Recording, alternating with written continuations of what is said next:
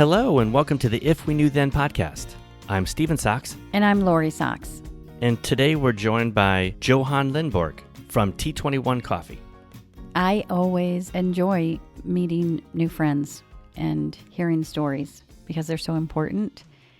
This was a beautiful way to begin our day. I'm so thankful for Johan's openness and honesty to discuss what his path has been and this conversation about the journey of having a child with Down syndrome and sometimes not being able to find that word for how amazing this path is. Johan's coffee company, T21, benefits Down syndrome research. There's a dark roast and a medium roast, and it's wonderful. This conversation is the culmination of some of my favorite parts of life: my child, his extra chromosome, and coffee. T21coffee.com. So welcome, Johan. Good morning, Johan. Good morning. Well, it's really nice to meet you today. Yeah. Steven, you came across, how did you find out about the T21 coffee? I saw T21 Coffee on Twitter. I've been following you guys for a little while. Really like what you do and your posts and the concept, and just wanted to hear more and invite you on, and you were so gracious to come on. Well, thank you. I'm glad you liked it. I hope you do you drink coffee? I hope you get the opportunity to try it. We will get an opportunity to try it. We will. Yes, we're coffee drinkers. Awesome. Do you want to tell us a little bit about yourself? Sure.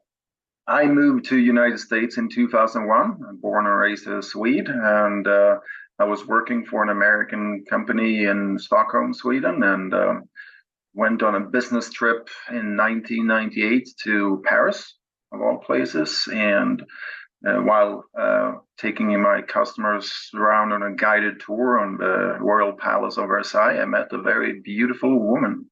Her name is Stacy, and she became my wife. And she worked for the same company, but at the main office in Indianapolis, Indiana. So we dated across the Atlantic for a little while, and then we figured out, well, this is getting too serious, so one of us have to move. And I moved over to the States in 2001, in March, April. And I've been working in the pharmaceutical business for many years. And we had our first daughter in 2007. And then we had our son, Cooper, in 2011. And with our first pregnancy, take a test to see if everything is okay. And there was a certain elevated risk for Down syndrome from the first one, but we never acted on that, so and it turned out to be a complete normal pregnancy, and everything was fine. We got and our daughter Emma was delivered.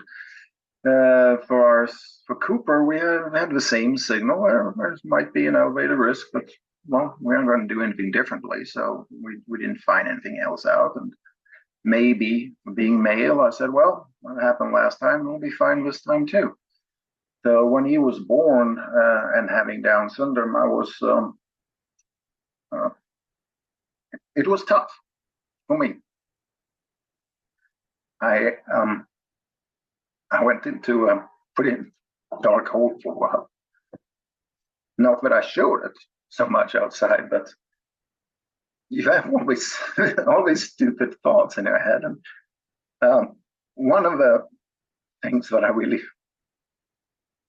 which I maybe is natural, but what I'm quite shameful for is, you have these, have an iPhone, and when you upgrade to new iPhone, it brings over all your stuff. So all the notes you have from way back when is still in your iPhone. So as I was coming home, I was having a lot of questions from after Cooper being born, a lot of questions in my mind, and I wrote them down. And many years later, I opened that up and looked at it, and boy, it was tough. It was tough because I realized then how bad I was feeling, and I didn't have anyone to really talk about that. One of the things that really disturbs me the most is that I wrote down, what will life be, which is not hard, but will I be able to love my son? And same today's heartbreak. I mean, maybe it's understandable, but how can you be so, uh, as a as a father, how can you write something like that today? That doesn't enter my head. And I guess I'm grateful of that. If you think back to, if you've seen the logo for our coffee brand, T21 Coffee, it's a black background, which of course symbolizes coffee, but it also symbolizes the dark hole I was in. There's nothing more precious in my life than kids. And to be able to write, will I be able to love my son? That's truly, it's heartbreaking. It's not a word I use quite often, but for me, that is. And if I would forward a little bit to where I am today, where Cooper is, just turned 12 last week, or 2 weeks ago. Fortunately, I'm in a different place. When I came up with the logo, so the black background, T21 Coffee, an essential part of life, the first direction to my graphic designer was to have a silver lining go through it, because for me, it was a dark beginning. But boy, is there a silver lining. And the graphic designer put a box around it instead. Instead of a silver line, it's a silver box. At first I was like, that was not my desire when I thought about it. And there is a golden rule. You shouldn't argue too much with a graphic designer. They're pretty smart. So I was thinking about, yeah, that works for me. I mean, I'm completely surrounded by him, his love and his personality, and people that cares for him. He has a community that cares very deeply about him. And that fits perfectly with me. Cooper is a fun guy. I mean, he is basically nonverbal. I can make him say stuff. I have a little bit of a magical connection to him. So if I say something, he'll do it. Or he will say a word, but otherwise, other people, it's hard. He's very good at communicating otherwise by using signs, or he has an iPad, which we call his talker, which he can write on. And so he can communicate, but he's a very special guy, but man, he's always happy. He can really tenderize your heart to a degree which is, you can't communicate that. It's something you have to see for yourself. We have, he has graduated 5th grade, and his main special education teacher came up and did knuckles, and he just started crying, walked away. He couldn't stay there and talk about not seeing him next year. Mm-hmm. And he has that impact on people. When you start to wonder, what kind of purpose do you have in life? Maybe his purpose in life is to make other people's heart more tender. I don't know. I truly don't know. Well, the world could use a lot of that. Yeah, you're right about that. Johan, thank you for your honesty and trusting us with your feelings. I really appreciate that. I don't feel like there's room for shame. There's no need to feel shame, because I know that there's so much unknown. I don't know what you knew about Down syndrome before Cooper was born, but I know we didn't know anything. A lot less than I know now. Yeah. And all we actually knew were the negatives that came our way. So it's really hard not to have fear in that moment, and lots of feelings. And that's really why we started this podcast, because We didn't want, I mean, Cooper is 12, Liam is 13.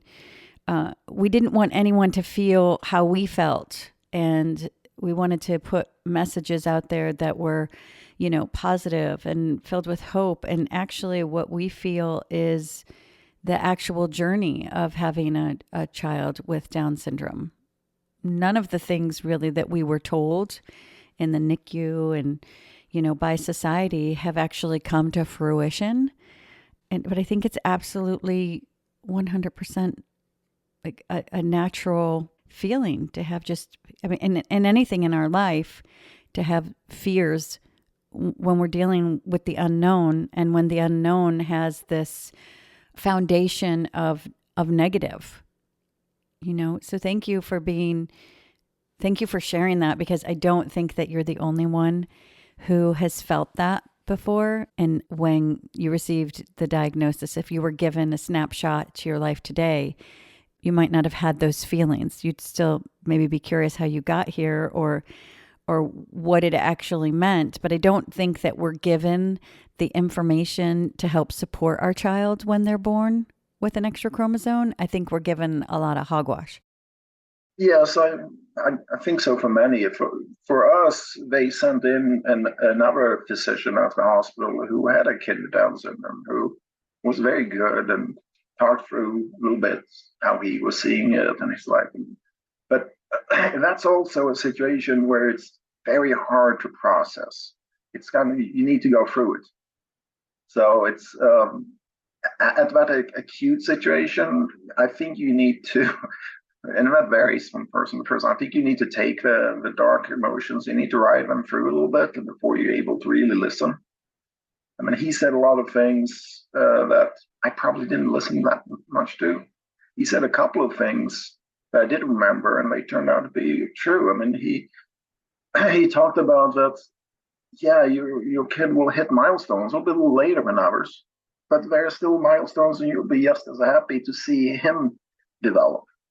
And I think that is one of the key questions or things that you need to realize, and to really feel comfortable with yourself and your kid with Down syndrome is, yeah, they're a little different, sometimes very different, but there are still successes, and you need to learn that they are on a different time schedule, and you need to adapt to that.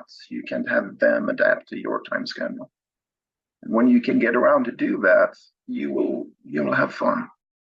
He has an older sister, right? Correct? Yeah. I feel like it's so funny how I think with our daughter, she hit her milestones, and we never, I don't think we ever really stressed if any of them came late. And I feel like, like with Liam, there was this pressure of, we knew when it was supposed to happen, and really he should be doing this, and really working to get to that spot. And I think that what I have learned is, one, I enjoyed his milestones so much more because I was actually able to really see them unfold and have an appreciation of what we all go through as humans to develop, like what it takes for us to walk, what it takes for us to feed ourselves. Like, those are all miracles that we should celebrate in our lives, like all of our lives. And with Liam, I could just see like everything that it takes, all the effort. Yeah, the effort, but also the words that I didn't have when Sophia was developing, all the technical definitions of, fine motor, gross motor. I just like Oh, yes. all of these things that I learned along the way. And that was something that helps me now to be able to say, all right, I want to put the same foundation as I do, the same structure as I do for Sophia, but just as much as I do for Sophia, allow him to find his way there with the supports that he needs. Like, how can I support him to get there? Is that really where he wants to go?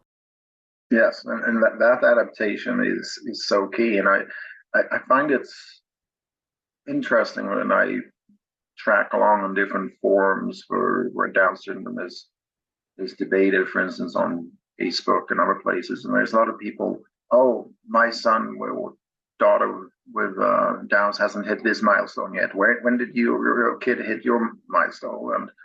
And I never reply to them, but I always think that's a wrong way of thinking about it.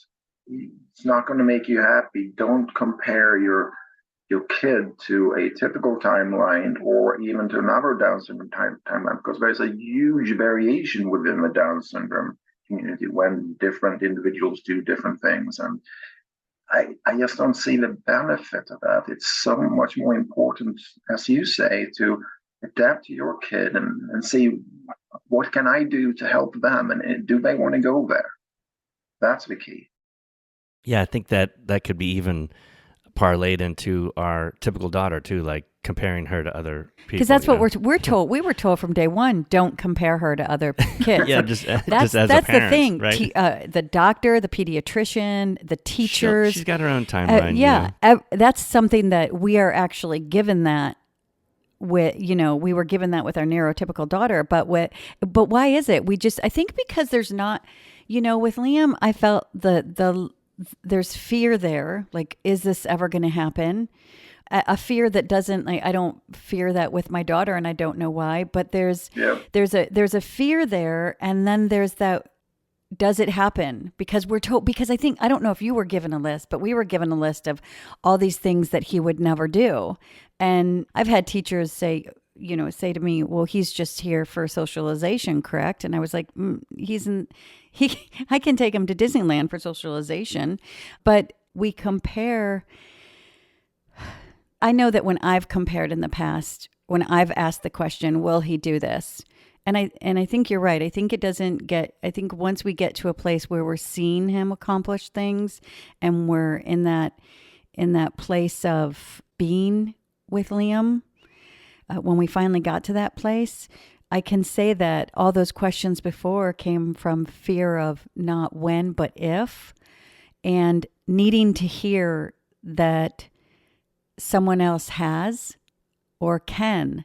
And we've been very fortunate to hear so many of those stories. And that helps a lot because you can see that you're on your own path, Johan, right? Everybody's on their own path. Yeah, we can all, do things. Maybe I do it quicker than someone else or slower than someone else. But Liam's shown us that he ends up doing it maybe at a different timeline. Yeah, in his time, right? Yeah. Yeah. I was wondering the other questions. Do you remember any of the other questions that you wrote down, or do you feel okay if you do remember them, sharing them? No, I think that was one that stood out when I looked through it. It's a lot about questions about how would life be, and there's a lot of fear of the unknown, which is natural.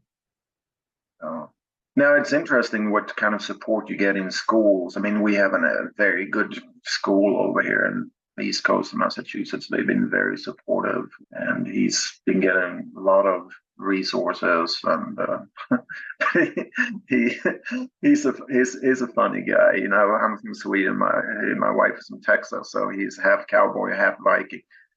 Do you think he's stubborn? Oh boy. He had one speech therapist that he didn't really agree with that much. So they had 2 or 3 lessons a week at least. And one of them, she had decided he was going to say a specific word. And he didn't want to do that. So he came in and she started, and he just went to the corner of the room and stood and stared into the corner for 30 minutes until the lesson was over. He was not going to give her a victory. That's communicating, isn't it? Yes. It's a one way of communicating. It's my way, not your way. Liam does that similar thing where he wants to go see a movie, let's say, and he'll just Monday morning he'll talk about that movie that we're going to go see on Friday, and it's every day going, we're going to go. It's very we're going to smart. go, right? We're going to go. And I'm like, man, I should use this in my life. I know. I learn a lot from keep saying what I want. That's one thing that it's actually our whole family is like, because everything that he'll say, whether like at the beginning of summer, it was he wanted to see the Transformers movie, or for his birthday, he started, I want to go to Disneyland for my birthday, which is in February. And I'm like, it's in February, but we got a while. So first I was just like, well, that's in February. And then he would say, all right, can we go to Disneyland for my birthday? And then now I'm to the point of, okay, so I will start now planning. It's kind of like, and he's we got to made schedule it. He's made it happen. And it really does, in all seriousness, it really gives me insight into how to make things unfold in my own life. It's that persistence, because when you see it, like he really, I can't think of anything that he's ever wanted that he hasn't made happen. And all of us joke about, like, we really need to adopt the way that he just knows what he wants and then goes after it. And with blinders on, there's like, right? He's just going to do it. Before Liam was like his verbal communication, his expressive communication was really coming in. It took me a while, because we would say he's non-expressive, or his other pathways are stronger than his expressive pathways. But it took me a while to realize, no, he's expressing. I just have to listen to that. And I remember we had a speech therapist. And first of all, with therapies, you really just have to go until you find the one that not only works, what works with your child. Like that is something that I realized. And then they have to really jibe with the whole family if they're going to be in your home. But one time I remember listening, and I think might have been over Zoom, because that was the only reason I was in there. And they were giving Liam a lot of guff for not doing what they were saying to do. And I realized nobody was listening to Liam. Like, they had their agenda, that they had what they wanted him to do.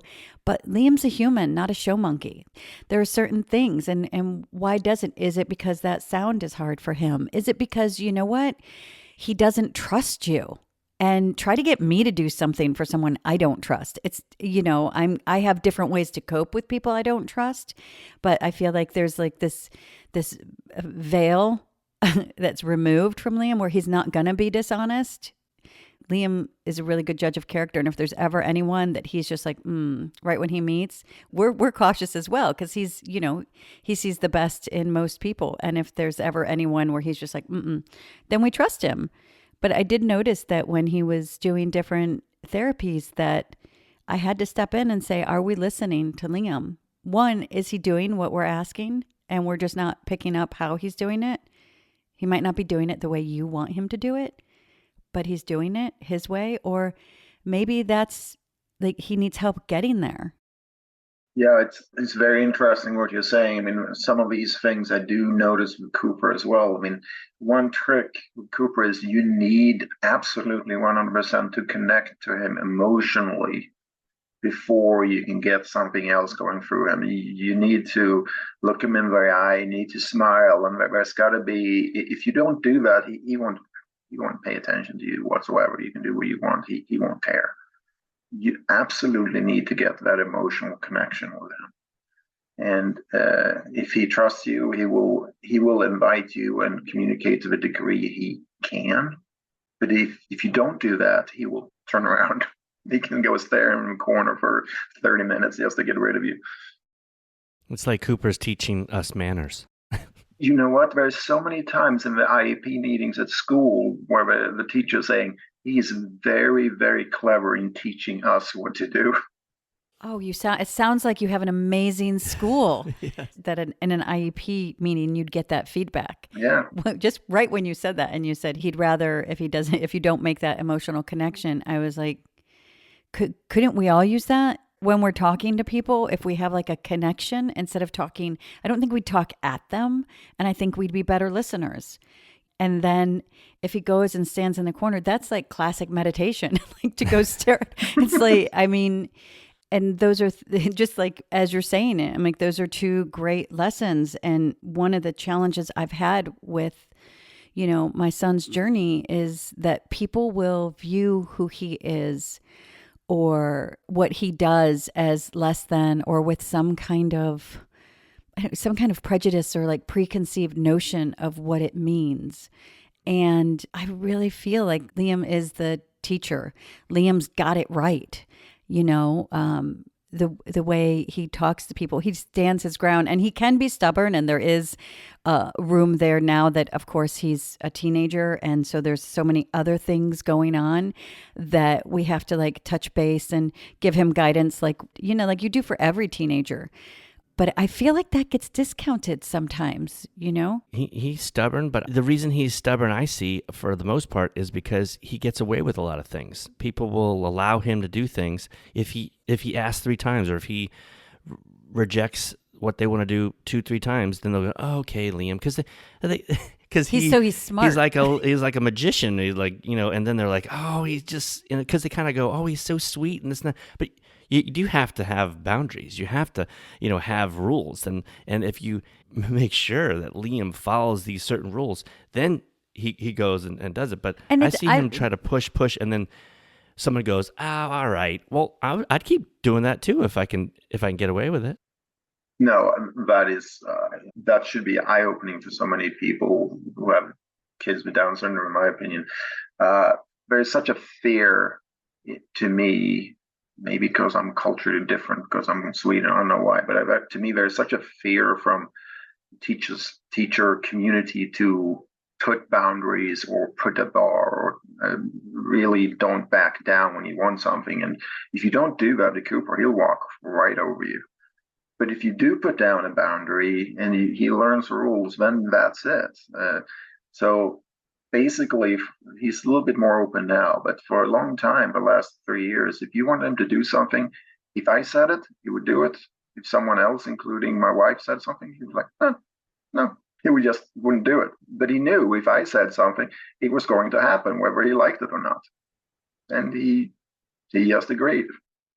That's why I feel like that would go back, if we went back 3 years, that was when like Liam was around 10, 8 to 10, that he was I think he dug his heels in a little bit more as well. And it was definitely would depend on how people spoke to him. There was a point where I just started to try to understand where he was coming from, like what it would feel like to be told so much about on a constant, more than most kids, told about their ability, like, going to all of these services, doing all of these things, and establishing your voice and your power is a milestone in kids. And that's what I was seeing, is Liam finally realized, hey, I'm not just on this ride, I am this ride. And so I have some say. And if I could go back, I just remember this one time where it was kindergarten, and you're not supposed to hug, and but everybody wanted to hug Liam. All the kids always wanted to hug Liam, and then when Liam would hug back, they'd be like, "Liam hugged today." And our first question, we learned to say, the teachers would say this. Who was hugging him? Why? Tell us about the situation. Well, first so and so came up and asked him for a hug, but then he got to like, and one of the kids fell, and we were like, well, that just sounds like a bunch of people hugged and lost their balance, and they're kids. So what's wrong with it? Well, he got in trouble and he refused to apologize. And when I looked back at it, and I remember, but they were on him all day. Are you going to apologize? And he was just like, no. But he didn't have the words to express. No, he probably didn't feel like he did anything wrong. And nobody else probably apologized. And that gets discounted. And I feel like for so much of his life, he was a pawn. He was told what to do or what to feel or how to respond in a way that it wasn't a bar that the other kids were held to. And we went in the 3rd grade right before the pandemic to, where you could come in and it was someone's birthday and you could bring like a treat and, they sing. And I just remember, and it was for Liam. And I just remember when all the kids were allowed to like run outside because we had set up the treat, all these kids were like running and screaming and just like going to where like the apparatus things are and like and scaring each other and all of this like wild, uncontrollable behavior. And Liam walked out with his aide and he sat at the table with all of his, like, because that's what he had to do. Like he didn't have he wasn't given that same breath to be a 9-year-old. And that was when Stephen and I and our IEPs were like, he's just as great of a model in a classroom as whatever you're wanting him to model from the other students. He's an asset in the classroom. He shows the kids things just as much as they show him.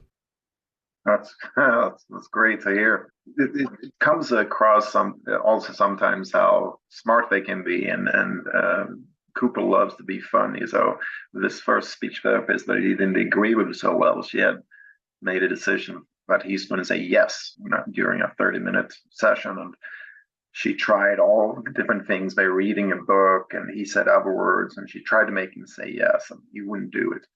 Whole day. Couldn't get him to do it. Then in the next class, he was thinking, I'm going to see if I can make him say yes too.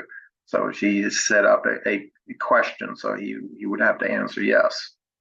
And he answered okay instead and just looked at her and smiled, knowing fully well that she had set him up, and knowing full well that he was not going to fall into that trap, and said something else instead. Very smart. Yeah, it's brilliant. I mean, did she ever ask him why he didn't want to say yes? Or is it there was... He's basically nonverbal, so it's hard. You don't have longer conversations with him. You get one or two words out of him, and if he's a talker, he can write sentences, but you don't really have a extended conversation.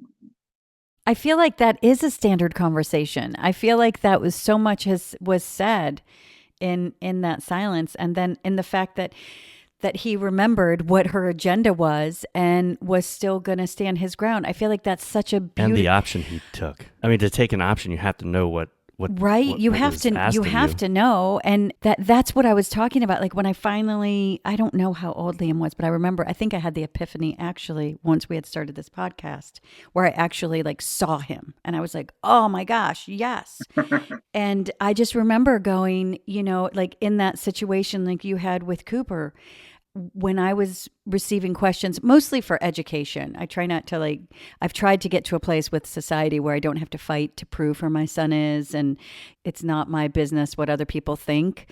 But in IEPs, they would tell us that he's not, comprehensive. He doesn't comprehend, or these things that he couldn't do. This was his old school. They'd always tell us all the things he couldn't. And I would start to find things in his day that were like, well, if he can do this, and isn't that an example of it? So yes, he is doing it. We just have to choose to get off of our perception of what we think it looks like and allow it to present itself in everybody the way it presents themselves.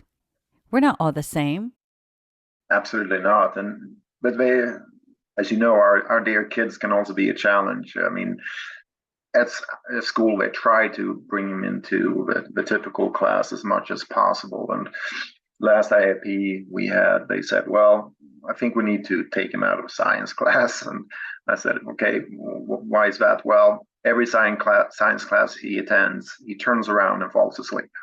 Okay, I'm not going to argue that one. Obviously, science doesn't interest him whatsoever. And he is a master of falling asleep. Twice he has been known as falling asleep on a moving horse. Wow. So when he decides something, he decides it. But I agree with you. The focus should not be on what they can't do. The focus should be what can they do, and what steps can we take from there. And that's one of the key things that I do in my company, T21 Coffee. So we have two goals to benefit the Down syndrome community. One is that for every bag of coffee we sell, we give $1 away to Down syndrome organizations. So we give away currently to Massachusetts Down Syndrome Congress, which is a very active organization and is very powerful. Secondly, we try to hire as many people as we can with Down syndrome. And the principle there is I try to look at what can they do? What are they good at? And what can they then do in our company? So 3 young adults helping me out with Down syndrome. And one of them, Felicia, she is an actress. She has been in several movies. She has been on a movie in Netflix, and she's very happy to be in front of the camera and is extremely verbal. So she's like the best person I ever met with Down syndrome in terms of her ability to speak and communicate. So we'll do some video clips of her where she does promotions, and we put them out on social media. That's what she does best, and she can do that for me. We had in the town where we live in Lexington, Massachusetts, we had a let's call it a discovery day a couple of weeks ago, where they shut down downtown. The companies that are in the town can put out their, make little booths, and people can walk around and discover what kind of stuff we have in town. And we had a booth there with T21, and Samantha helped out, a young woman with Down syndrome, and she was fantastic in organizing things. She's been studying in college, and she was great at setting up the stand and organizing the merchandise and making a nice presentation. And she was fantastic to work with. Every person who came up, where we were handing out free coffee, she would go, "Hey, my name's Samantha. It's cool to have Down syndrome." And she was talking away with every person there. She was fantastic. So the focus should be on what do they do good, and how can I employ that? And that's the way it should be. I mean, think about it. That goes for the rest of life too. If you run a football team in NFL, and if you have Tom Brady as a quarterback, are you going to tell him to run the ball, or are you going to tell him to throw it? If you know anything about football, you're not going to tell Tom Brady to run the ball. He's going to pass it. Yeah. It's such a simple thing, right? That we kind of do for most people, but I just think that people would see leaps and bounds. Absolutely. If you looked and you said, what does my child do? What do they like? And how do I support that? Like, I'm not going to, ask them to do something that they don't enjoy. That's such a mindset shift that could happen societally and scholastically in every area. Focus on the strengths. Let me focus on your strength, and let me really nurture that. Yeah. No, and it's so wise to focus on your key strengths and play to your strengths and make them even stronger. But maybe the point here is also to keep your eye open for new strengths. You don't know what he can do if you haven't tried hard enough yet in some areas. How did you come up with the concept of T21 coffee? Well, I mean, as a parent, I think you always think for your kids. You think ahead a little bit, and you think, okay, what are they going to do in life? How are they going to fit in? And I think that's a normal thought that all parents have. If you have a kid with special needs, I think you might think about that a little bit more often. So I was thinking about, I mean, what will his functional level be when he's older? Can he do a job? What kind of job? Will there be an openness for someone to give him a job that can focus on what he can do, whatever level that will be, which I don't know what that will be. And the more I thought about it, I can say, well, I have two choices. I can either wait and see what happens, or I can do something about it. So I chose to do something about it. So I wanted to talk to my wife. So I wanted to start a company where we try to benefit the Down syndrome community. And she thought that was a great idea. We thought about it for a while, and we ended up with a coffee business. It fit in what we wanted to do very well. We need to put in a lot of capital to invest in the beginning. I found it has different legs. So right now it's an online business only, where there are certain types of jobs that I can offer to people with Down syndrome. If it takes off and there is a steady revenue stream, I can see that we could start. Right now, we're partnering with a local roaster who roasts for us. We could expand and we can open up our own roastery and roast ourselves, which would provide more work opportunities. Or we could expand the other way and we can open up a coffee shop, which would open up other work opportunities with people Down syndrome. So I liked this idea of having different legs where we could expand, and because that's what we're trying to do, to give opportunities to people with Down syndrome. And I like coffee. Yeah, it's really great if you focus on people's strengths and you start a business with that thought process. Even your own strengths. You're just talking about, what do I want? Like, okay, how about low capital at the beginning? How about not a brick and mortar store? We can do something, I mean, you made it so it was accessible for you and your family and what your strength was. And it just goes right into what we were talking about. Absolutely. I mean, here in town, Lexington, Massachusetts, I mean, they shut down Starbucks because they couldn't get enough baristas. There's a lot of challenges around in the business world right now, and you need to think about how you fit in. What's phenomenal is you essentially set Cooper up to be a CEO at some point down the line, if that's what he chooses that he wants to do. I'd be thrilled if that would be the case, but we will have to see what he can do. Yes. And that's one of the things you said too, is I don't know where he'll be, which is such a, like, all of these things are such gifts because, I'll bring it back to my daughter who's, going into the 11th grade, and everybody's focused on, for her to spend her summer doing things to prepare her for when she prepares to go to college, which is in like 2 years. And there's such this focus on not this moment, but putting so much energy into this other thing down the road for her. She gets overwhelmed about this moment in front of her, like to be able to enjoy that. And the gift of Cooper is you're like, well, let me go ahead and take some of that stress out of the way. And you're giving the power essentially to your family and to Cooper, because it's not based upon if society doesn't evolve in the way that we hope it does. And I feel like we're evolving with diversity and inclusion, but just in case, you've really created this great environment that would not only benefit Cooper, but other individuals and your community. I mean, a good coffee shop is good coffee. Like, to me, that's a great asset. It's an essential part of life. Right. That's right. And I feel like if we go back to when we get the diagnosis, there's all of this blah that isn't really depicted of the actual journey. And we've spoken to so many parents who on this journey, it just elevates your life. Like, it elevated your life to create this, altruistic entity that supports so many and does such good in the world and gives back in a way that you probably wouldn't have done if you wouldn't have had Cooper. I mean, the actual story, the actual information that we should be given at birth is your child is going to elevate your life in every area.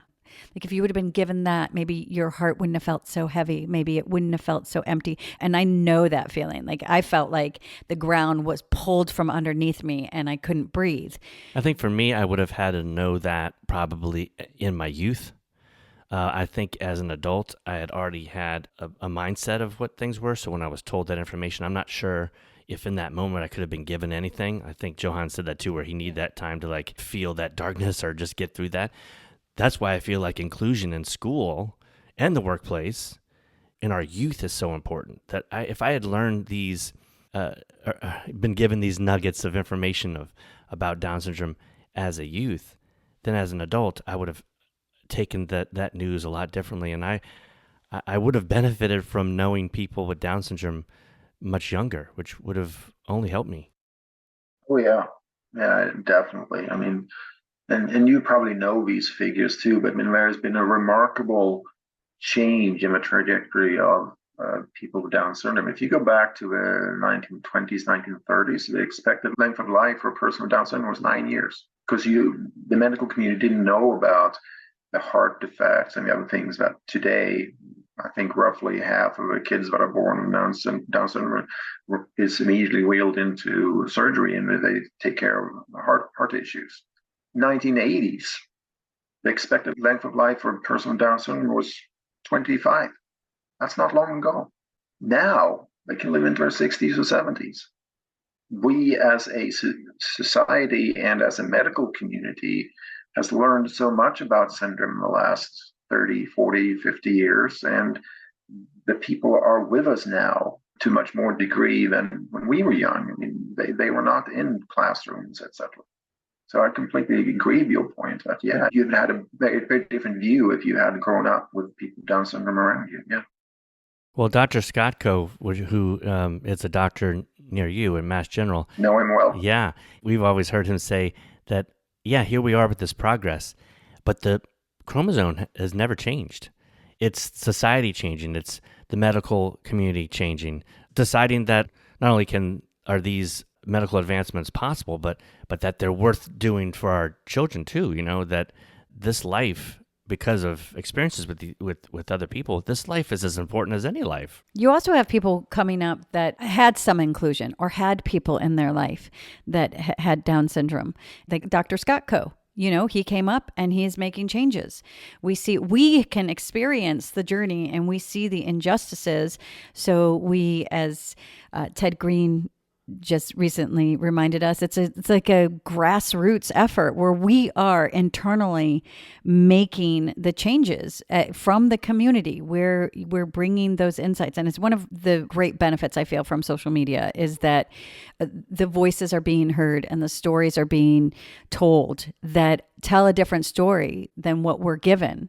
You said that if you had someone in your classroom that had Down syndrome, then you would have that nugget with you. What about if you just weren't fed the false story? What if you weren't given the information that's wrong? You like, parents worry when their child is born if their child will live.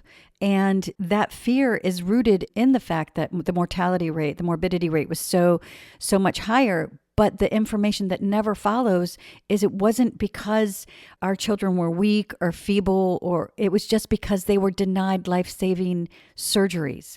They were denied the medicine that they needed. And now that is changing. And now you're just seeing a different, you're hearing a different story. You're seeing a different life being played out. Well, I agree with you that it's important to have positive information and relevant information, and that's up to date about Down syndrome. But that's information, that's the rational part. I think the big joy of Down syndrome is the emotional contact, which is, I can't describe it. There is such a contact between me and Cooper, which when I come home from work, he can look at me like half a second and he can immediately tell if it was a good day, a bad day. He can read people to a degree that no other person can. He is truly a gift there. And it makes me think about, so I have my family still over in Sweden, and we flew over and I saw one of my cousins where I haven't seen her for years. She actually works in, if you ever been drinking Absolute vodka, she works in that factory that makes Absolute vodka. And told her that Cooper had Down syndrome, and she just broke a wonderful smile and said, "Oh, I love those people. They're so great," because they have a few of them coming working in the factory out of them. And they are so, to use an expression that's kind of hard to translate, but they are so friendly is not the word.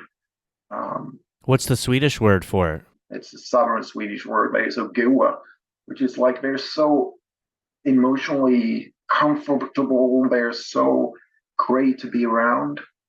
There is an emotional connection there. And that is something you need to experience, which you can't get to by just hearing all the rational stuff and all the facts and all that. There is a mysterium that you can't get to unless you interact with someone with Down syndrome. It's like the golden ticket in Willy Wonka. It really is, because when you're saying that, that emotional thing, I think society will have their own description of they're an angel or they're always happy, which I think we as parents know that's not necessarily true. So we fought that for a really long time, but it is. It's like you have this little healer.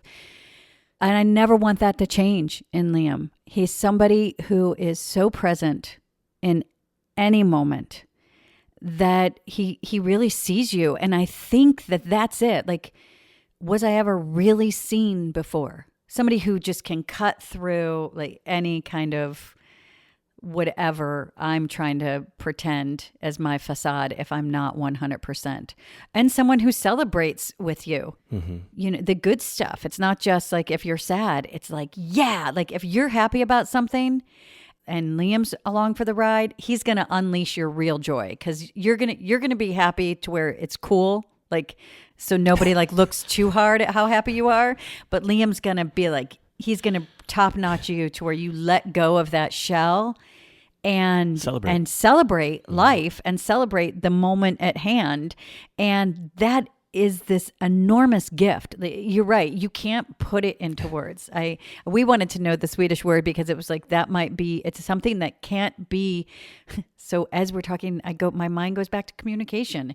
It's not the word. It's not being able to say the word, right, Johan? You can't say the word, but you know the feeling and you communicate that with like your face and everything. And that is the gift. Like if I could tell every parent like that, this isn't going to make sense, but like just when you're ready for it, it's such a gift, and it's such a shame that it doesn't get exalted.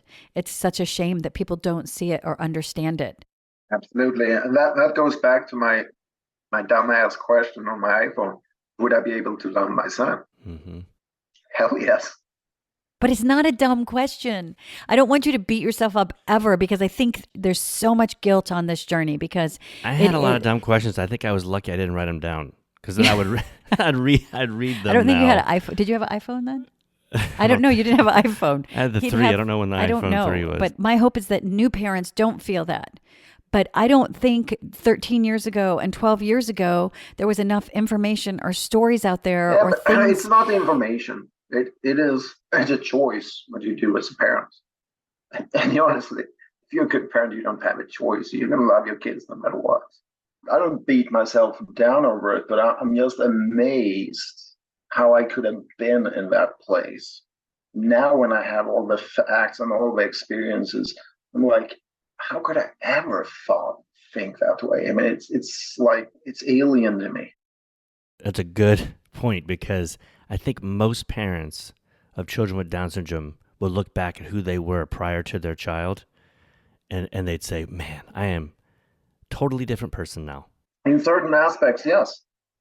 We have a family friend back home in Sweden as a nurse. She made this statement once. She says, all the parents that are parents of kids with Down syndrome, they're often so happy. It is like the Down syndrome kids choose the parents. It was a funny expression. Of course, she didn't mean it seriously, but there is a golden impact to your life. And as you said, you become different. You become better. And there's a lot of joy. So much, right? So much that we could talk forever and not find the word. It has to be experienced. It has to be experienced. And not in the way that it's fed to us, not in the way that we're told at the beginning, in just real transformative, can't find the word way, you know? We want to put a link to your coffee because one, do you have a dark roast? Two, do you want to talk about your coffee for a minute, and we'll put a link and people can order your coffee online? Because do you ship everywhere? As long as you're in the United States, yes. Great. All right. Yes, we do have a dark roast. We have a medium roast and a dark roast. The medium roast is called Morning Blend, and it's very smooth, but still very rich. There's a lot of people that sometimes have been preferring dark roast, actually like the medium roast, because it is pretty rich. I tend to use a little bit less water when I brew that one, and it brings out even more full character, and it's really, really nice blend. So that's a morning blend. Then we have a dark blend called Kickstart. So sometimes you need a little kick, get going. They're both available online. We're an online business only, and we ship throughout the US. If you're a repeat customer, it makes sense to sign up for a subscription, and then you get shipping free. And your website? Website is T21coffee.com. Every parent needs coffee. Unless you're a tea drinker, then that's okay too. But I have to tell you, bane of the last almost 16 years, I've needed coffee. Well, since you live in California, there is a study there, famous medical study called The Oldest Old. They wanted to look what kind of factors explains whether you make it into your 90s or not. So they took a large cohort of people that are 60 years old, and they followed them for 30 years. And check how we're exercising, eating, drinking, etc., and looking for factors that could explain whether you would make it into your 90s or not. So there was only 3 factors that mattered. One was alcohol. The equivalent of a glass of wine a day increased your likelihood of making it into your 90s. Exercise. If you exercise 30 minutes a day, and it doesn't have to be anything extreme, just walking the dog or something, but doing something active 30 minutes a day increased your probability of making it into your 90s. And the third factor was coffee. 2 cups of caffeinated coffee. Decaf didn't work, but caffeinated coffee increased your likelihood of making it into the 90s. Well, you didn't have to give me that information to make me want to have coffee, but yeah, I'll think of that next time I grab a cup. It's been so nice to meet you, Johan. I'm so glad that we were able to connect. And thank you so much for your openness and honesty and sharing your story. It was great. I really enjoyed it. Have a great day. Thank you so much. See you guys. Please follow us on Twitter at If We Knew Then Pod, and you can drop us a line on our Facebook page at If We Knew Then Pod, or visit our website, ifweknewthen.com, to send us an email with questions and comments. And you can join our mailing list there and get alerts of future podcast episodes. All these links will be added to this episode's show notes. Thank you again, and we look forward to you joining us on the next episode of If We Knew Then.